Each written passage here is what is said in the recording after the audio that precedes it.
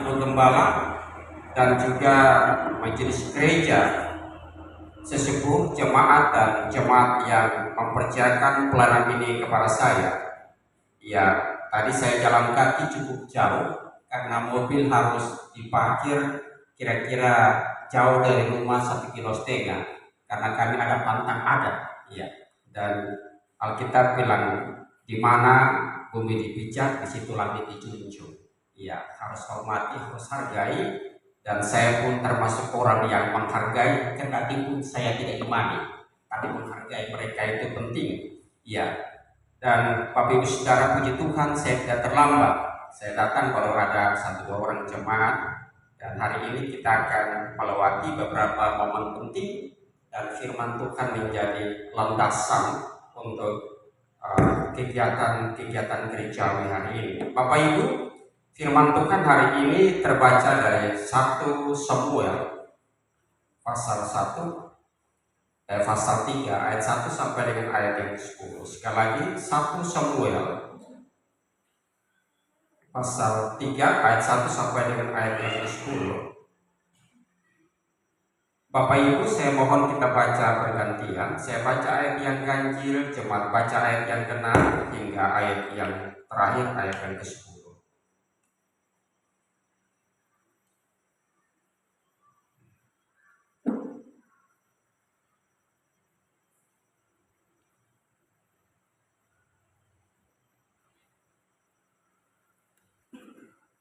Ya, Bapak Ibu yang sudah mendapatkan firman Tuhan katakan amin. Ya, Samuel terpanggil. Samuel yang muda itu menjadi pelayan Tuhan di bawah pengawasan Eli. Pada masa itu firman Tuhan jarang, penglihatan pun tidak sering. 1, 2, 3. Pada suatu hari Eli yang matanya mulai kabur dan tidak dapat melihat dengan baik sedang berbaring di tempat tidurnya. Lampu rumah Allah belum lagi padam. Samuel telah tidur di dalam bait suci Tuhan, tempat tabut Allah. Lalu Tuhan memanggil, "Samuel, Samuel." Dan ia menjawab, "Ya Bapa." Lalu berlarilah ia kepada Eli serta katanya, "Ya Bapa, bukankah Bapa memanggil aku?" Tetapi Eli berkata, "Aku tidak memanggil, tidurlah kembali." Lalu pergilah ia tidur. Dan Tuhan memanggil Samuel sekali lagi. Samuel pun bangunlah, lalu pergi mendapatkan Eli serta berkata, "Ya Bapa, bukankah Bapa memanggil aku?" Tetapi Eli berkata, "Aku tidak memanggil, anakku, tidurlah kembali." Samuel belum mengenal Tuhan. Firman Tuhan belum pernah dinyatakan kepadanya.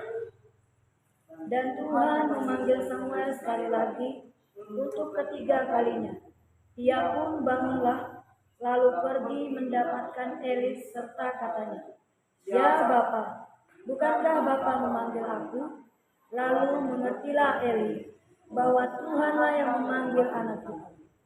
Sebab itu berkatalah Eli kepada Samuel, "Pergilah, tidur, dan apabila ia memanggil engkau, katakanlah, berbicaralah Tuhan, sebab hambamu ini mendengar." Maka pergilah Samuel dan tidurlah ia di tempat tidurnya. Lalu datanglah Tuhan, berdiri di sana, dan memanggil seperti yang sudah-sudah, "Samuel, Samuel." Dan Samuel menjawab, "Berbicaralah, sebab hambamu ini mendengar." Terima kasih untuk respon dalam membaca firman Tuhan hari ini. Alkitab berkata yang berbahagia adalah kita yang membaca, merenungkan, serta yang melakukan firman itu dalam hari-hari hidup kita. Bapak Ibu saudara-saudara yang saya kasih dalam Tuhan kita Yesus Kristus,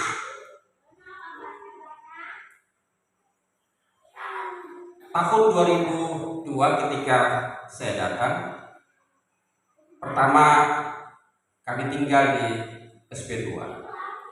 Setelah itu karena saya diutus pelayanan di Libung Terjun, saya harus ke sana. Waktu itu kami naik truk yang buat kelondongan. Ya. karena dia hanya sebatas SP5, jadi saya harus turun di situ. Kemudian saya tanya, jalan ke Nibung kemana ya? Ada beberapa saudara saya dari Jawa. Ya, Pak, bisakah tunjukkan jalan ke Nibung? Lalu dia bilang, minta maaf Pak, saya juga belum pernah ke Nibung. Tapi kata orang, Bapak kalau ikut jalan ini akan sampai ke Nibung. Baik. Kemudian saya ketemu lagi, ada seorang anak, dan saya tanya, Dek, kira-kira bisa tunjukkan enggak jalan ke Nibung? Anak itu bilang, ujar orang Pak, Bapak kalau mau sampai ke Nibung nanti lewat ini, ada tikungan ini, jalan di sana, kemudian nanti Bapak lurus saja. Iya. Dia bilang begitu ke saya, dan saya tanya, dia sudah pernah di sana? Belum sempat. Dia bilang begitu. Kemudian datang seorang bapak lagi, saya tanya, Pak, bisa tidak tunjukkan jalan ke Nibung? Lalu dia bilang begini, aku orang Nibung Pak, jadi kalau mau ke Nibung, mari ikut aku. Bapak Ibu Saudara, jalan keselamatan hanya ada satu kepastian menuju surga. Banyak agama mengajarkan jalan ke surga, tetapi mereka bukan orang dari surga. Ada satu pribadi yang memberikan kepastian tentang surga, yaitu Yesus. Oleh sebab dia berkata, akulah jalan dan kebenaran, tidak seorang pun yang sampai kepada Bapa jikalau tidak melalui aku. Dan satu-satunya sumber surga yang dapat kita pahami hanya melalui Yesus Kristus. Amin. Bersyukur menjadi orang Kristen, karena Anda punya kepastian tentang keselamatan. Di luar daripada itu tidak ada kepastian tentang surga, kecuali ada 72 bidadari yang menanti, dan itu ajaran Kristen. Kepastian tentang keselamatan penting, karena itu tendensi akhir hidup kita di bumi ini. Tanpa kepastian tentang keselamatan, tidak seorang pun yang bisa hidup benar di hadapan Tuhan. Dan panggilan surgawi itulah membuat, kendati pun dalam situasi apapun, kita mau belajar setia dengan Tuhan. Bapak Ibu Saudara yang saya kasih, hari ini kita belajar dari panggilan Samuel. Bapak Ibu, Elkana punya 2 orang istri, yaitu Penina dan Hana. Penina memiliki beberapa orang anak, oleh sebab itu dimanjakan oleh Elkana suami. Sedangkan Hana tidak punya anak, sehingga seringkali dibuli, diberlakukan tidak adil oleh madunya. Dan peristiwa ini membuat Hana menjadi orang yang merasa minder, malu. Dia hanya menerima ketika dia dibuli, diperlakukan tidak adil oleh madunya. Tetapi kalau kita perhatikan Bapak Ibu Saudara yang saya kasih, Hana bukan orang yang cepat patah arang. Dia tahu sebagai anak Tuhan apa yang harus dia lakukan. Dan pergumulan Hana luar biasa. Ketika dibuli berulang-ulang, dia tidak mengadu sama suaminya. Dia tidak minta keadilan kepada suaminya. Dia juga tidak curhat kepada hamba Tuhan. Ini waktu ini. Bagaimana diperlakukan oleh madunya. Dia juga tidak mengadu dan berkelahi dengan madunya, yaitu Penina. Alkitab berkata, Hana hanya mencari perlindungan di kaki Tuhan.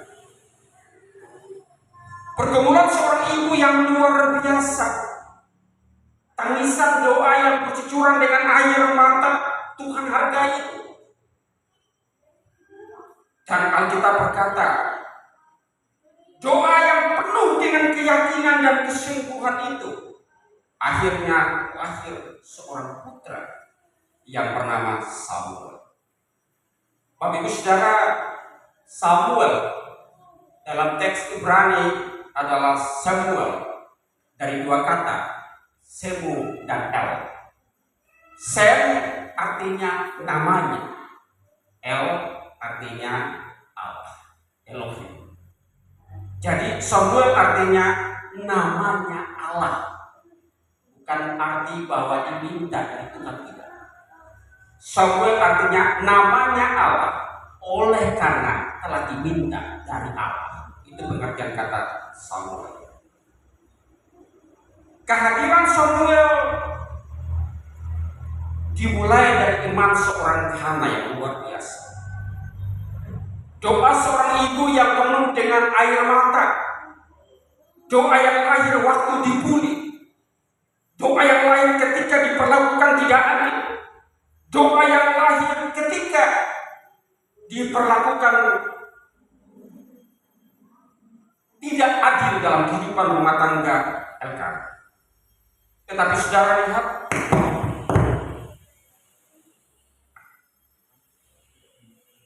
bahwa kekuatan doa itu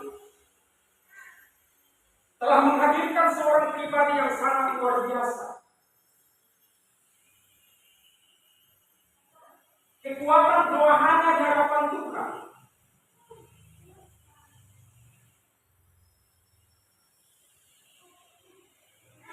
membuat sampai Hana berkata, Tuhan, kalau Engkau firmankan aku, berikan aku seorang anak, anak itu saya akan persembahkan di altar Tuhan, yang akan melayani Tuhan. Dan itu digenapi, Bapak Saudara. Bahwa ketika Hana berdoa dengan air mata, dengan tangisan, kesungguhan hati kepada Tuhan, begitu mereka pulang dari mempersembahkan korban di Yerusalem dan kembali, Bapak Saudara, tahun berikutnya Tuhan memberikan seorang anak. Iya. Dan setelah lepas susu, biasanya kalau lepas susu itu anak sekitar umur 2 tahun, ya ibu-ibu yang pernah melahirkan tahu. Alkitab berkata bahwa Hana tepati janji. Kalau saya begitu mungkin saya kata, Tuhan saya masang kalung anak seekor, baru yang Tuhan kasih. Umur 2 tahun mau dibawa, aku mikir-mikir dulu. Tapi Hana tepati nasar. Orang Kristen kadang sudah diberkati Tuhan, kasih persembahan berulang kan masih mikir-mikir. Kasih persembahan kolektif pun kadang kalau uang besar dia harus singgah di warung dulu. Sudah lihat Hana, anak pertama umur 2 tahun dia berani persembahkan kepada Tuhan karena nasab. Dan Alkitab mencatat bahwa tindakan Hana ini membuat, Bapak Saudara, Tuhan membuka kandungan selanjutnya sehingga Tuhan menambahkan 3 orang anak laki-laki dan 2 anak perempuan melalui kandungan Hana. Kenapa? Karena Hana menepati nasabnya di hadapan Tuhan. Artinya bahwa apa yang kita persembahkan kepada Tuhan itu tidak ada yang sia-sia. Jadi seharusnya orang Kristen tidak pernah berpikir bahwa kalau kasih yang terbaik untuk Tuhan itu merasa dirugikan. Bapak Ibu Saudara yang saya kasih dalam Tuhan Yesus Kristus, kemudian dalam teks ini kita baca bahwa Samuel dari kecil sudah terlibat dalam pelayanan. Terlibat, terdidik di bawah pengawasan Imam Eli, melakukan tugas panggilan pelayanan dalam bait Allah atau sekarang disebut pelayanan gerejawi dengan penuh tanggung jawab, memakai pakaian seorang imam, melakukan panggilan pelayanan bersama dengan Imam Eli. Tetapi Alkitab berkata Samuel belum mengenal suara Tuhan. Samuel belum mengenal suara Tuhan. Oleh sebab itu ketika Tuhan memanggil Samuel, Samuel berpikir bahwa itu Imam Eli yang memanggil dia. Dia berlari bertanya, Papa, kenapa Bapak panggil saya? Dan ini terjadi 3 kali berturut-turut. Dan itu menandakan bahwa Samuel ini peduli dengan Bapak rohani. Faktor karena sudah mata burak, sudah tua, Bapak Ibu Saudara, dia berpikir mungkin Imam Eli membutuhkan pertolongan Samuel. sehingga Samuel cepat berlari mendatangi bapak rohani. Kepedulian Samuel cukup tinggi terhadap orang tua rohani. Kemudian kalau kita pelajari bahwa setelah itu, karena ini berlaku 3 kali, Eli memahami dari pengalaman dia, oh, ini Tuhan yang memanggil Samuel. Saudara lihat bahwa Tuhan tidak berbicara kepada Eli, tapi Tuhan berbicara kepada Samuel yang masih muda itu. Ya, Tuhan berbicara kepada Samuel yang masih muda itu. Keberhasilan Samuel tidak lepas daripada bimbingan Eli sebagai bapak rohaninya. Berhasil mendidik Samuel menjadi seorang imam yang luar biasa, menjadi hakim yang luar biasa dalam memimpin bangsa Israel di kemudian hari, dan menjadi seorang nabi besar yang luar biasa oleh karena didikan daripada Eli, imam Eli. Melakukan tugas tanggung jawab imam Eli yang luar biasa, mendidik Samuel menjadi pribadi yang betul-betul bertanggung jawab dalam melaksanakan tugas-tugas pekerjaan Tuhan, dalam tugas-tugas baik Allah, bahkan melaksanakan tugas di hadapan bangsa Israel sebagai imam besar. Bapak Ibu Saudara yang saya kasih dalam Kristus, demikianlah saya menafsirkan firman ini bagi kita. Lalu pertanyaannya adalah, bagaimanakah relevansi firman ini untuk hidup kita di zaman sekarang? Yang pertama, Bapak Saudara, bahwa doa itu harus dimulai dari hati. Hana berdoa dengan air mata. Saudara, Ibrani 5 ayat 7 berkata, Tuhan Yesus pun dalam doa itu disertai dengan air mata dan pergumulan yang sungguh-sungguh. Padahal dia ada jam-jam tertentu Yesus berdoa, jam 9 Yesus naik ke bukit, malam setelah capek memberitakan Injil, dia harus naik dalam kesendiriannya berjumpa dengan Bapa di surga. Dan Alkitab berkata, Ibrani pasal 5 ayat 7 berkata bahwa dia memohon dengan penuh tangisan kepada Bapa di surga. Kadang saya merasa bingung, orang Kristen merasa cukup, lalu doa dianggap hal yang sepele. Kalau Yesus aja berdoa dengan penuh pergumulan, penuh dengan tangisan, penuh dengan permohonan tak henti, seharusnya ini menjadi barometer bagi gereja dan orang-orang percaya. Jangan pernah tinggalkan kekuatan doa. Oleh sebab itu Martin Luther berkata bahwa doa itu napas hidup orang Kristen. Seharusnya kita pun giat berdoa, selalu berdoa, tiada henti. Diberkati tidak diberkati, cukup ataupun kurang, sakit ataupun sehat, jangan pernah tinggalkan doa. Karena hanya dengan kekuatan doa membuat kita semakin dekat dengan Tuhan. Amin. Iya, itu penting. Hana punya pergumulan luar biasa. Tuhan hargai itu. Dibully berulang-ulang, dia tidak mengalah, dia tidak ajak berantem berkelahi. Dia hanya lari dari Tuhan dan berlutut dan berdoa dan menangis. Alkitab berkata Tuhan menghargai air mata Hana. Dan dari rahim seorang ibu yang doanya luar biasa, Tuhan hadirkan seorang imam besar, pelayan besar yang menjadi terkenal di bangsa Israel. Dimulai dari kekuatan doa seorang ibu. Yang kedua, bahwa kedekatan dengan Tuhan membuat orang semakin peka dengan Tuhan. Bapak Saudara, Samuel melayani dengan Tuhan hanya dia mengenal suara Tuhan. Banyak orang yang melayani Tuhan tapi belum kenal suara Tuhan. Kedekatan dengan Tuhan itu penting. Semakin kita dekat dengan Tuhan, Tuhan semakin menyatakan rencana yang indah bagi kita.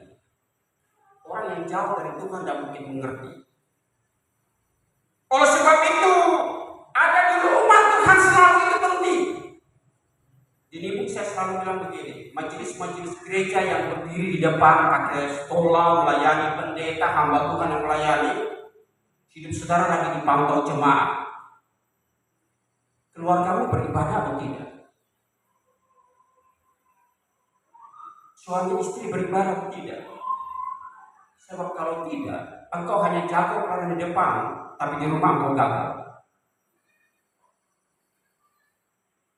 Eli ini begitu Bapak Ibu. Dia berhasil menjadi mentor yang baik bagi Samuel, tapi dia gagal dalam hidup rumah tangganya. Anak-anak Eli itu menggantikan Eli, tapi korupsi dalam rumah Tuhan. Tidak mampu membimbing anak-anaknya takut akan Tuhan. Sehingga Alkitab berkata bahwa ketika perang, anak-anak Imam Eli itu membawa tabut perjanjian Tuhan pergi perang dengan bangsa Filistin. Alkitab berkata apa? Anak-anaknya meninggal dalam peperangan. Tabut Tuhan dirampas dibawa ke Palestina. Bahkan Imam Eli ketika mendengarkan kisah itu, dia pun mati, jatuh dan patah lehernya patah. Kenapa? Karena gagal mendidik keluarga sendiri. Berhasil menjadi mentor bagi Samuel, tetapi gagal dalam kehidupan rumah tangga. Saya keras sampaikan itu kepada majelis gereja. Jangan kita hanya bisa di depan jemaat, tapi kita gagal dalam hidup rumah tangga kita. Kenapa? Rumah tangga Kristen menjadi barometer. Pelayan-pelayan itu menjadi barometer dalam pelayanan. Orang menilai, betulkah sudah menjadi garam dan terang bagi orang lain? Samuel sukses. Eli sukses membimbing Samuel, tetapi gagal dalam membimbing keluarganya menjadi orang-orang yang takut akan Tuhan. Bapak Ibu Saudara, ada kisah seorang ibu. Ya, ada seorang anak umur sekitar 4-5 tahun. Iya. Ketika ada tamu, mamanya orang terhormat begitu datang. Lalu lagi serius bicara di ruang tamu, anaknya datang. Uma, aku ada pusing. Mamanya aku biar baik mau. Dia bawa anak itu ke belakang, cubit telinganya. Lain kali mau pusing, jangan pada pusing. Uma mau pada aku nyanyi. Kan lebih nyaman kedengarannya begitu. Jadi anak ini mereka, berarti kalau nyanyi sama dengan kunci. Tidak lama ditelepon kakeknya sama neneknya. Kami hendak datang di rumah, malam ini hendak bermalam. Jadi datanglah kakek dan neneknya. Kakeknya bilang, aku malam ini tidur dengan cucuku. Jadi waktu malam, Bapak Saudara, cucunya bilang sama kakek, aku hendak nyanyi. Kakek bilang, ini tengah malam, tidak boleh nyanyi, bangun, nanti abang mau bangun. Tetangga dengar, tidak boleh nyanyi. Aku nggak tahan lagi, aku hendak nyanyi. Biarlah, tidak boleh nyanyi, tengah malam. Tiduran, akhirnya anak ini tidur. Lama kakeknya bangun, kaget. Melihat cucunya duduk di pinggir pintu sambil menangis terseduh-seduh. Lalu cucunya dia tanya, kenapa? Aku udah bisa tahan lagi, aku hendak nyanyi. Lalu kakeknya bilang, baik, mau nyanyi subak mah, tapi kita tidur ya, nyanyi pelan-pelan di telinga kakek ya, nanti orang dengar. Saudara bisa tahu apa yang terjadi? Salah pengajaran memberikan dampak yang besar bagi orang lain. Kalau pengajaran saudara salah terhadap anak-anak dalam soal iman, saya tidak yakin mereka menjadi generasi-generasi yang baru dalam kehidupan iman Kristen. Ini gagal mendidik keluarganya. Oleh sebab itu, hal yang sekecil apapun pastikan keluarga itu mencari Tuhan. Di luar mereka terlalu bebas. Media sosial terlalu bebas menghancurkan hidup mereka, menghancurkan iman mereka. Pastikan setiap hari Minggu datang dicari Tuhan. Cari supaya iman mereka dibangun di dasar yang benar untuk mengenal Tuhan secara benar. Samuel selalu ada di antara Tuhan. Samuel selalu ambil bagian dalam pelayanan, peka dengan suara Tuhan, dan pada akhirnya Tuhan berbicara langsung dengan Saul yang kecil. Hari ini ada peneguhan majelis gereja, peneguhan siri baru dan baptisan. Pastikan Anda menjadi orang yang setia dengan Tuhan. Sebab kalau Anda tidak setia dengan Tuhan, saudara dan saya tidak akan pernah peka dengan suara Tuhan. Dan ketika hati nurani ini sudah tidak peka dengan Tuhan, kita berbuat dosa pun kita anggap itu paling benar. Kita tidak berdoa pun kita anggap itu sudah paling benar. Kita tidak membaca Alkitab pun kita anggap itu sudah paling benar. Kita tidak membaca Alkitab pun kita sudah anggap itu yang benar. Bahkan ketika kita tidak pergi ke gereja pun kita anggap itu hal yang benar. Bapak saudara, salah satu dari 10 hukum berkata apa? Ingatlah dan kuduskanlah hari Sabat. Berarti orang Kristen yang tidak beribadah pada hari Sabat, dia masuk bagian daripada salah satu dosa dari 10. Yang sama dengan mencuri, bersaksi dusta, mengganggu barang orang, milik orang, suami orang, istri orang, dan sebagainya. Itu salah satu hukum. Oleh sebab itu ini selalu mengajarkan Anda tidak berbakti pada hari Minggu, Anda melanggar 10 hukum Tuhan. Dengan selalu dekat dengan Tuhan, kita akan menjadi pribadi-pribadi yang mengerti akan kehendak Tuhan. Demikian firman Tuhan ini saya sampaikan. Mari kita berdoa. Bapa kami, bersyukur bahwa hari ini kami belajar dari panggilan Samuel. Ajarlah kami menjadi pribadi-pribadi yang senantiasa mengandalkan Tuhan, berserah berseru kepada Tuhan, menjadi pribadi yang memberikan yang terbaik untuk kemuliaan nama Tuhan, dan menjadi pribadi yang betul-betul menjadi teladan dalam hidup kami, sehingga dengan cara hidup kami, dengan cara hidup keluarga kami, orang lain boleh menjadi berkat ya Tuhan, menerima berkat, dan kami boleh menjadi pribadi-pribadi yang senantiasa mencari Tuhan dan mengutamakan Tuhan selama kami hidup dalam bumi ini. Terpujilah nama-Mu Tuhan, di dalam nama Yesus Kristus Tuhan kami datang berdoa dan bersyukur. Haleluya, amin. Bapak Ibu, saya persilakan bangkit berdiri untuk kita menggerakkan iman percaya kita bersama dengan segala orang percaya pada segala waktu dan tempat pengakuan dengan Rasul dimulai. Aku percaya kepada Allah, Bapa yang Maha Kuasa, dan langit dan bumi, dan kepada Yesus Kristus, Anak yang tunggal Tuhan kita, yang dikandung daripada Roh Kudus, lahir daripada anak yang Maria, yang menderita di bawah pemerintahan Pontius Pilatus, disalibkan, mati dan dikuburkan, turun ke dalam kerajaan maut, pada hari yang ketiga bangkit pula dari antara orang mati, naik ke surga, duduk di sebelah kanan Allah, Bapa yang Maha Kuasa, untuk menghakimi orang yang hidup dan mati. Aku percaya kepada Kristus, kejadian dan kembali pada hidup yang kekal. Amin. Silakan.